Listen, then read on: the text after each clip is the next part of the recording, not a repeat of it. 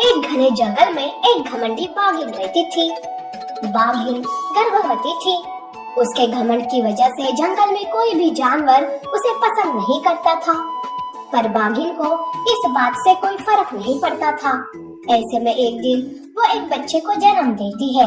अपने बच्चे को देखकर वो कहती है, अरे वाह, मुझे बेटा हुआ है। अब तो मेरी ताकत और भी बढ़ गई। आगे चलकर हम दोनों मिलकर जंगल पर राज करेंगे। बाघिन आगे का सोचकर बहुत खुश थी।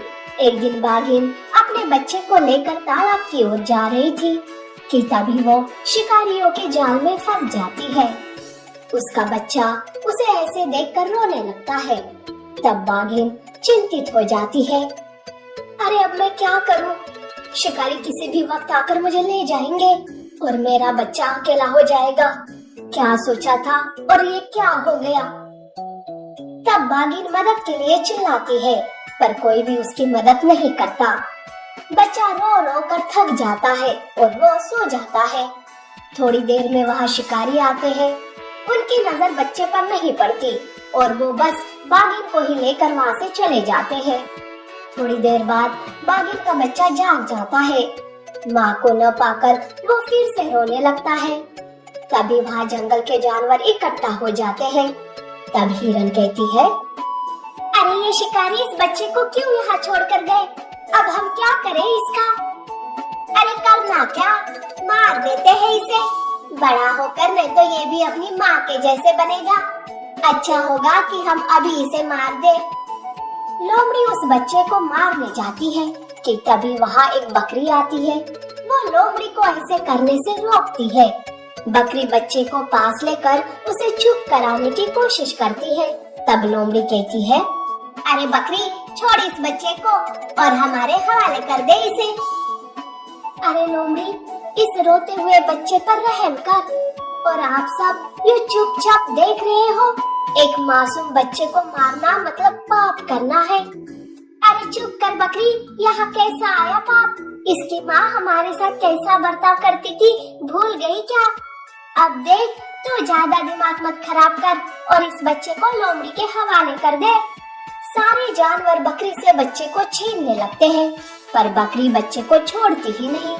तब बकरी को जानवरों पर बड़ा गुस्सा आता है और वो जोर से कहती है, खबरदार, अगर बच्चे को मुझसे छीने तो मैं इस बच्चे पर एक खरोच भी नहीं आने दूंगी। चले जाओ यहाँ से, नहीं तो मुझसे बुरा कोई नहीं होगा। बकरी का गुस्सा देखकर सारे जानवर वहाँ से चले जाते हैं। बकरी बाघिन के बच्चे को चुप कराकर उसे अपना दूध पिलाती है। बच्चे की भूख मिटते ही उसे अच्छा लगने लगता है। तब बकरी बच्चे को लेकर घर आती है। बकरी उस बच्चे को सिम्बा नाम देती है। बकरी का सिम्बा के साथ लगाव हो जाता है और वो उसका प्यार से ख्याल रखने लगती है। पर ये सब देखकर लोमड़ी को बकरी पर बड़ा गुस्सा आता है और वो बकरी के पास जाकर कहती है, अरे बकरी, इस बाघिन के बच्चे के साथ इतना लगाव मत लगाओ। एक दिन बड़ा होकर अपने खून का रंग ये जरूर दिखाएगा और तुम्हारी परवरिश किसी काम की नहीं रहेगी। नहीं लोमड़ी, परवरिश से मैं सिम्बा को एक अच्छा जानवर बनाऊंगी जो सबके दिल में राज करेगा। तू बार बार आकर मुझे बहलाने की कोशिश मत किया कर। बकरी लोमड़ी की बातों में नहीं आती है। लोमड़ी को अब बकरी से जलन होती है। लोमड़ी अपनी बात साबित करने की कोशिश करती रहती है। ऐसे ही कुछ दिन बीत जाते हैं। सिम्बा अब थोड़ा बड़ा हो गया था। दूध की जगह अब वो मांस खाने लगता है। सिम्बा बकरी के हिसाब से सबसे अच्छे से बर्ताव करता है। उसके अच्छे दोस्त भी बन गए थे।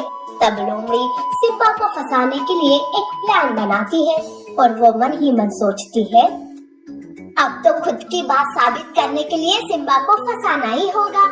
तब जाके बकरी को खुद के परवरिश पर नहीं बल्कि सिम्बा के खून पर यकीन होगा। लोमड़ी प्लान के हिसाब से रोज एक छोटे बच्चे को किडनैप करने लगती है और बच्चे को एक गुफा में कैद करके रखती है। अचानक बच्चे गायब होने की वजह से जानवर घबरा जाते हैं।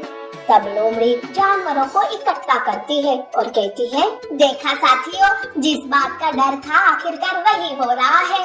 जब से ये सिम्बा मांस खाने लगा तब से बच्चे गायब हो रहे हैं। मुझे लगता है कि इन सब में सिम्बा का ही हाथ है। जानवर लोमड़ी की बातों में आ जाते हैं। वो सारे मिलकर बकरी के पास जाते हैं। तब बकरी घर पर नहीं थी। सिम्बा घर में अकेला था। तब क्या, लोमड़ी मौके का फायदा उठाकर जानवरों को और भड़काती है। तब सारे जानवर सिम्बा को मारने लगते हैं। लोमड़ी तो मन ही मन बहुत खुश हो गई थी। पर तभी वहाँ बकरी सारे किडनैप बच्चों को लेकर आती है। लोमड़ी का सारा भांडा बकरी फोड़ देती है। बच्चे भी लोमड़ी की तरफ इशारा करते हैं। तब बकरी कहती है, देखा लोमड़ी, तुम्हारा झूठ सबके सामने आ ही गया। मेरे बच्चे को फंसाना चाहती थी ना तुम, पर वो तो अच्छा हुआ कि मैं उस गुफा की तरफ गलती से चली गई। गुफा से आवाज आने पर मैं गुफा के अंदर गई तो मुझे ये सारे बच्चे कैद में मिले। बाघिन तो सामने से मार करती थी, पर तू तो अपनी बात साबित करने के लिए छोटे बच्चे को भी नहीं छोड़ा। तुम्हें तो शर्म आनी चाहिए। तब सारे जानवर लोमड़ी को मार मार कर जंगल से बाहर भगा देते हैं।